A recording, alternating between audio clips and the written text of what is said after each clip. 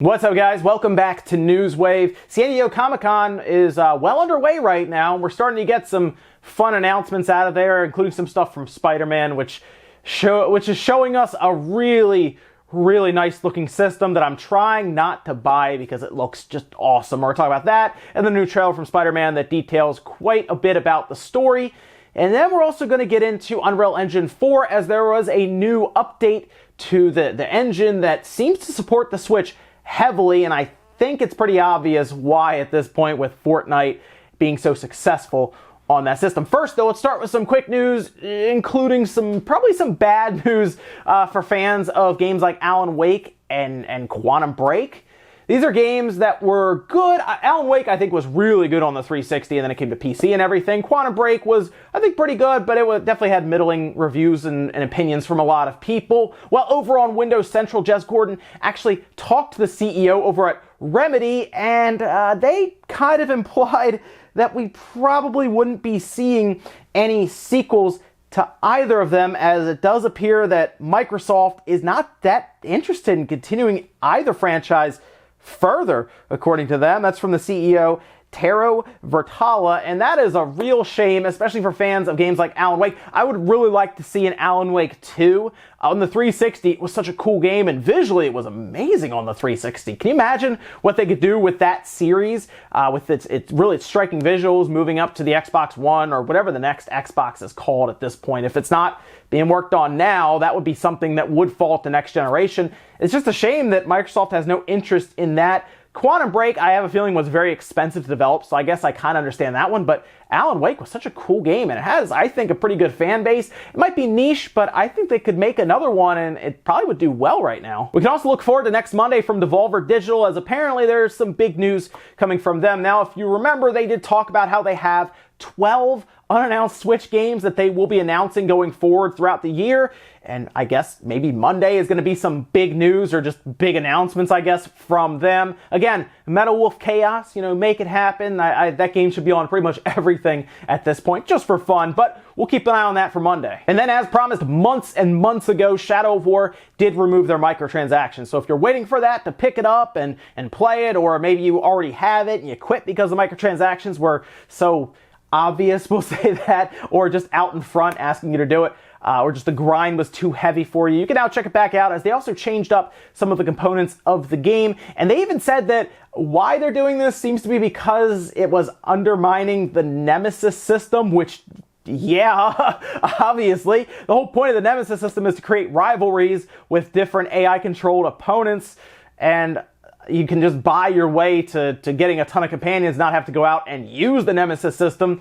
So because they've now said that, maybe, I guess that means that, in the next Shadow of game, or whatever the next Middle-earth game is going to be with this, I guess they don't need microtransactions day one, right? They already said it essentially ruined the idea of this game, so there you go. I guess we don't have to worry about WB or Monolith putting them in the next game, right? All right, with that stuff out of the way, guys, let's get into some of the bigger stuff. We're going to jump right into Unreal Engine 4, as Epic seemed to have released a large update. We're going to go over just the list of stuff that they are now releasing for other developers to use. I assume they've had some access to this for Fortnite, for example, as Fortnite, for what it is, does pretty well on the Switch with all the effects and everything. And obviously, the reason they're really going to be pushing for enhancements in Unreal Engine for the Switch is Fortnite's on it. Fortnite's their biggest moneymaker. It's doing exceptionally well on the Switch. Remember, we heard like 2 million downloads in the first day or something insane. So they are definitely like full speed ahead on Switch development right now. Makes a ton of sense. But here's just a listing from Update 4.2. Now, it did also do a lot of other stuff, but one of the big things that everyone's pointing out was the Switch support, as that's something they are definitely working on now. But here's the list of updates here, and you can see right away they have quite a few things. Support for dynamic resolution and temporal upsampling, low latency for frame syncing for controller input. That's good, obviously. Significant CPU rendering optimizations, improvements to threading, which is actually fairly important for their quad-core processor they have in the Switch. Better texture compression, support for memory profiling, back buffer support for 1080p while in docked mode, and many other fixes with an exclamation point. So I put this out on Twitter, and some people who I guess have experienced Unreal Engine and stuff said that some of these are really, really big for the system. Now, here's the thing about this. We've heard from a lot of people that updating from one Unreal Engine version to the next with your game could potentially just break your game. So I don't know if everyone who uses Unreal Engine is just going to all of a sudden jump to this and be like, yeah, our game runs so much better now. But we have heard of games like Dragon Quest XI that was even waiting, like Square was even waiting for a new Unreal Engine version to come out that would make things work easier for them in development, right? This seems to be probably that update with a lot of stuff here. And now when we see more and more people jump to Unreal Engine, specifically in Japan, a lot of Japanese developers are using it more and more now. I'm going to be curious to see how big of an effect this actually has on the Switch. Now, I don't think this is going to make, games just automatically be 1080p and 720p, no compromises or anything. No. But the fact that Epic is pushing this hard on Unreal Engine 4 tells me a few things. Tells me that Fortnite is doing exceptionally well in the system, and they want it to work really well, which, if they ever get a 60 frames per second patch out on the Switch, that would be impressive. Whenever I'm at my monitor, I usually play on the Xbox because that gets 60 frames per second. And of course, if I'm playing away from my setup, I'll play on the Switch because it has that portability, like I'm upstairs. That's when I'll use that. But if they could get 60 frames on the Switch, I might just play on the Switch completely. Not the PS4, of course, because I'd like my account to be able to move around, obviously. But I might just go all Switch if they can get 60 frames per second out. But it's exciting to see them continue to improve on an engine that everybody is really starting to use. So this is pretty cool to see, and we'll see what else they come up with. But so far, they seem to be pushing hard. Next up, let's talk a bit about Gamescom. As we talked about Microsoft attending Gamescom with some new bundles for hardware. Originally it said hardware, but bundles and accessories. We assume that Elite V2 controller is going to be there, for example.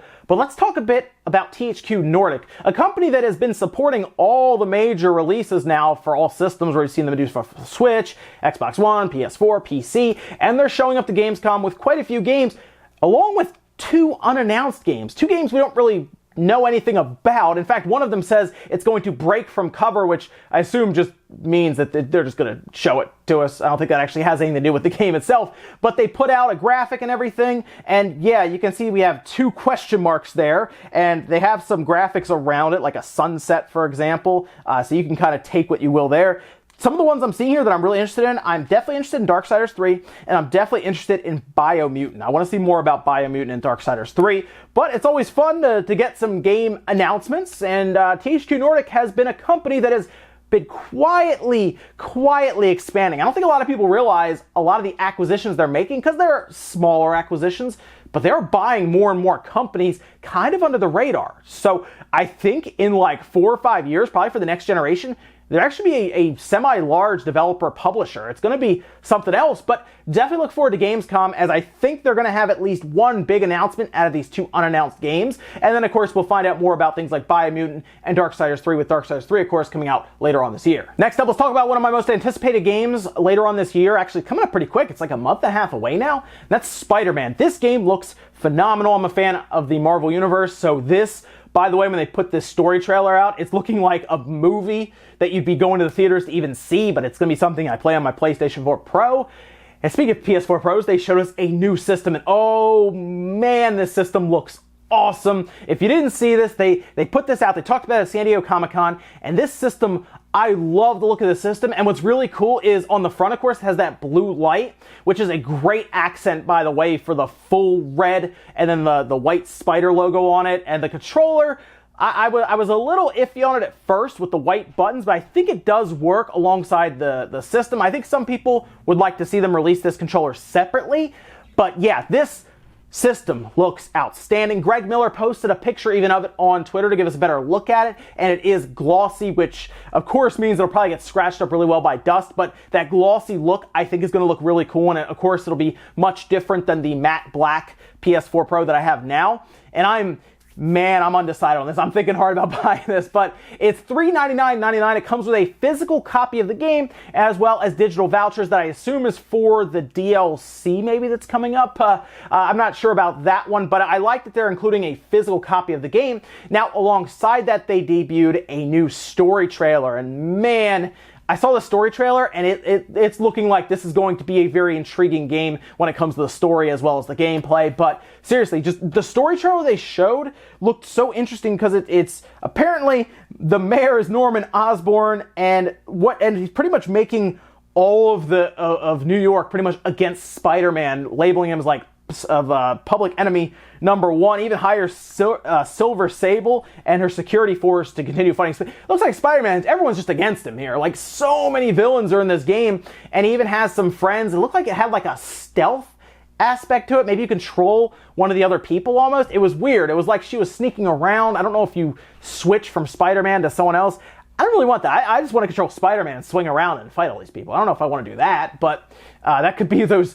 If you ever played like the Hulk back in the day, there was this game way back in the day that some people probably didn't like, but there were parts where you turned into Bruce Banner and you had to sneak around, and I bought the game originally as like a kid because I wanted to be the Hulk and smash stuff. So this is giving me some flashbacks to that. So I hope it's not quite like that. I hope we get to just basically be Spider-Man all the time and swing around, and they showed new suits and everything. This is going to be a blast, and this is coming out September 7th, along with the system, which went up for pre-order immediately. I expect it to sell out pretty quick, but of course, I'm sure places like GameStop and stuff will probably be taking pre-orders for it, I guess Best Buy, so there should be a chance to get it if you want it. This looks like a great time to upgrade, by the way, to the PS4 Pro if you've been thinking about it, because you get a free copy of the game, technically, because it's $400 with the game, and then DLC, I guess, for it as well. But man, this looks great. I'm ready. I've seen enough of Spider-Man. Let's just get to September, the first week in September, so I can pick it up and start playing. And our last bit of news, let's talk a bit about Halo. I've told you guys several times, big Halo fan. You guys have even seen me play it on stream and everything. I play Halo 5 pretty consistently. I want to do more of the Halo Master Chief Collection, but they're still trying to fix that, and when it's fixed, by the way, I think it's also going to go to Game Pass, which is going to be cool, because that'll help the population of the game. A lot of people will jump in then. When they fix it, which they're in the final leg now of kind of their Insiders program, I will be all over that. I'll be back to playing old school Halo. But for now, the best working version, the most populated version of Halo is Halo 5, so I'm stuck playing that. But I'll play that 4 or 5 times a week, just later on at night when I have some downtime. And it looks like Halo Infinite, which is a game, of course, we saw mild teases for. Basically, it's just the next Halo. We don't really know much else. But 343 held a social stream on Mixer where the developers were answering questions, and one in particular came up asking about a Battle Royale mode in Halo. So Jeff Easterling, who's from 343, one of the Halo developers, pretty much just said, I'll tell you right now, the only BR we're interested in is Battle Rifle, and that is awesome. Well said. I'm happy that you're not trying to... I was concerned about this in Halo because I had a feeling, because we've seen some games like The Calling 2 just try to do Battle Royale just because they figure it's a slam dunk, it's easy, it's something that people will gravitate towards. Not necessarily the case, and I don't think Halo needs a shoehorned in Battle Royale mode. I just don't think it's necessary, right? Halo's gonna sell because it's Halo. Refine the gameplay completely, make it good, and bring split screen back. Halo 5 has no real split screen online. What is going on here, right? You need to bring back split screen, and you need to make it actual Halo and not Call of Duty. So make a good Halo game, bring back split screen so me and another person can play on the same TV and go online or whatnot. And let's get Halo back to how it's supposed to be. Halo 5, at its core, is not a bad game. When I play it, I don't feel like I'm always playing Halo. So make a good Halo game, bring back the split screen, do some extra features, and don't force in a Battle Royale mode. I'm glad that the developers seem to be on the same page with that, with BR just being, of course, Battle Rifle. As most Halo veterans know, you know, that's important to the game, a Battle Rifle. And don't force in this Battle Royale mode. What I've heard here I like, but unfortunately, I will believe that there's no Battle Royale mode forced in until the game is in my hands and I go through the menu and I don't see one. And guys, that's where I'm going to leave Newswave today. If you enjoyed this video, hit the like button, really helps out. If not, hit the dislike. Leave comments down below about everything talked about today, whether it's Halo and the Battle Royale mode that you're concerned they might shoehorn in. Let me know about that. Of course, THQ Nordic's surprise announcements, I guess. And then Unreal Engine 4.2, do you think more developers will be pushing over to Unreal Engine? And do you think we'll see a pretty good improvement from performance for the Switch with this version? Thank you so much for watching, guys, and I'll see you next time.